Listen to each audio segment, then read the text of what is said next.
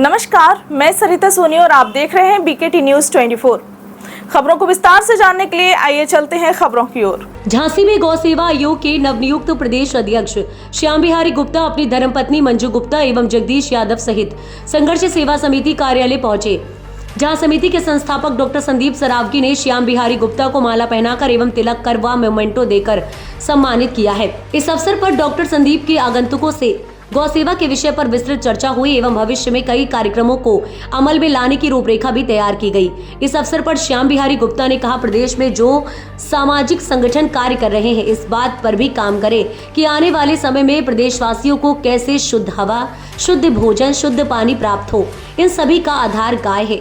जब प्रदेश में सामाजिक संगठन आगे आएंगे तो हर किसान के पास गाय होगी। गोबर गैस संयंत्र व गौ आधारित खेती तथा खेती आधारित उद्योग से आने वाले समय में बच्चों को एक प्राकृतिक भोजन मिल सकेगा। आज रसायन युक्त भोजन के कारण अस्पतालों में मरीजों की संख्या बढ़ रही है, बीमारियां बढ़ रही हैं। गौ संरक्षण के लिए योगी सरकार संकल्पित है और हमारा उद्देश्य है कि उत्तर प्रदेश में जो भी सामाजिक संगठन वह भी इस काम के लिए आगे आए और ये 2 गाँव को गोद लेकर उस गाँव में खेती को बढ़ाने पर काम करें।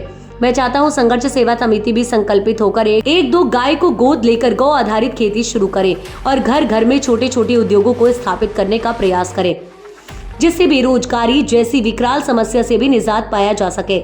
समाज सेवी डॉक्टर संदीप ने गौ सेवा के प्रदेश अध्यक्ष को आश्वासन देते हुए कहा कि हम भविष्य में जल्द ही गौवंश पर आधारित कई योजनाओं पर काम करेंगे।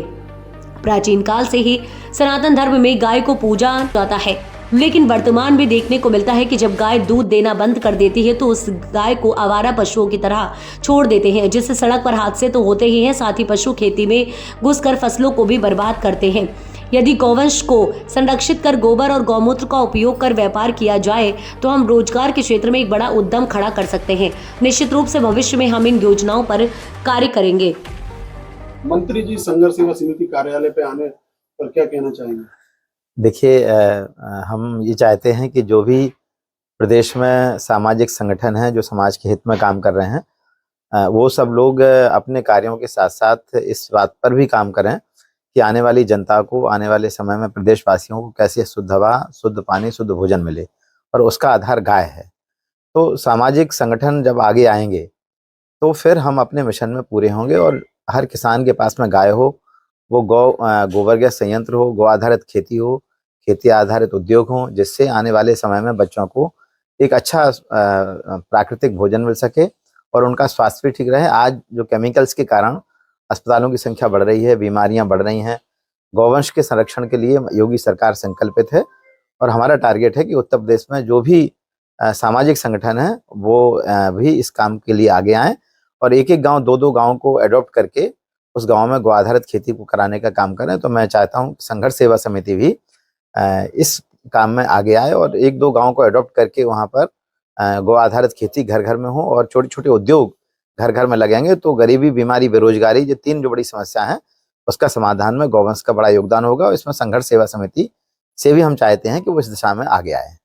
अभी जो है कई जो है गौ सेवा खुले हुए हैं, वहाँ पर निरंतर गायों की देखरेख नहीं हो रही है, उस विषय में क्या कहना चाहिए? देखिए, 2017 में जब योगी जी की सरकार बनी उसके पहले इस उत्तर प्रदेश से गौवंश की तस्करी होती थी, कत्लखानों में गाय जाती थी।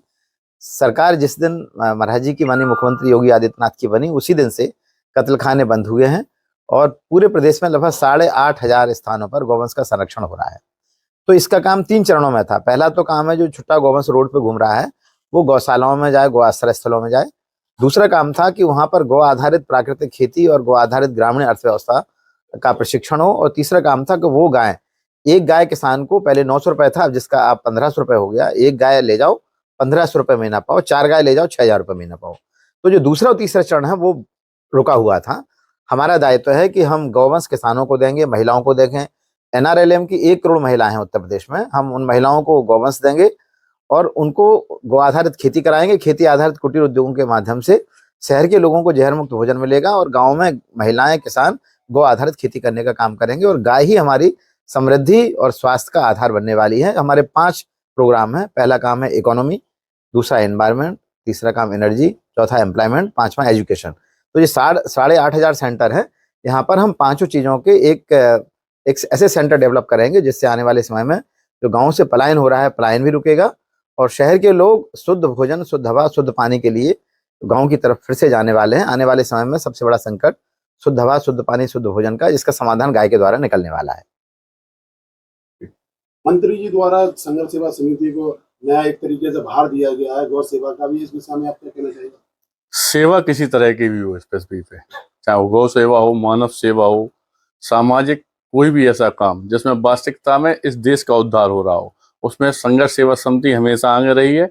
और धन्यवाद करना चाहते हैं हम भाई साहब को, श्याम बिहारी गुप्ता जी को, कि इन्होंने गौड़ समाज का, इस बुंदेलखंड का और इस देश का हमेशा गौरवान्वित करने का काम किया है। और सत्यता ये है कि आज आपको भार मिला है गौ सेवा करने का सरकार की तरफ से, लेकिन पिछले 30 वर्षों से लगातार भाई साहब गौ सेवा में संलग्न है। और हमेशा इनका सोचना यह रहता है कि हर किसान इतना शक्तिशाली बने, हर घर में एक गाय रहे। इस तरह की जो विचारधाराएं भाई साहब की हैं, वो वास्तविकता में इस जनता में नई चेतना अपने आप प्रज्वलित करती हैं। और धन्यवाद देना चाहते हैं भाई साहब को, जो संघर्ष सेवा समिति में आपने आशीर्वाद दिया है।